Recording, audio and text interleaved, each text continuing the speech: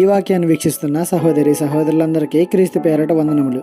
ఈరోజు వాక్యం ద్వారా దేవుడు మనతో చెబుతున్న మాట, తన్ను ఆరాధించువారు అట్టివారే కావాలనని తండ్రి కోరుకొనుచున్నాడు. యోహాను సువార్త 4:23. ఎట్టివారు కావాలను అని దేవుడు కోరుచున్నాడు. ఆత్మతోనూ సత్యముతోనూ యథార్థంగా ఆరాధించేవారు కావాలంట దేవునికి. ఒక దైవజనుడు అంటాడు, ఆరాధన చేయడం అంటే దేవుణ్ణి గణపరచడం, ఆయనను మనసారా స్తుతించడం. అంతేకాని మ్యూజిక్ సౌండ్స్ వల్ల వచ్చే వైబ్రేషన్స్తో ఊగిపోయి చప్పట్లు కొట్టి గంతులు వేసి కేకలు వేసి వలవల ఏడ్చేయడం కాదంట.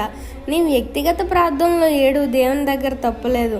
కానీ ఆరాధనలో సంతోషంతో ఆయనను ఆరాధించాలి.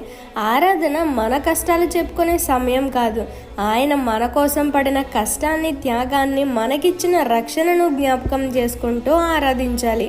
అలాంటి వారినే దేవుడు కోరుకుంటున్నాడని మరవద్దు. ఈ చిన్న సువార్త పరిచర్యలో మీ సహోదరులు. God bless you. ఆమేన్.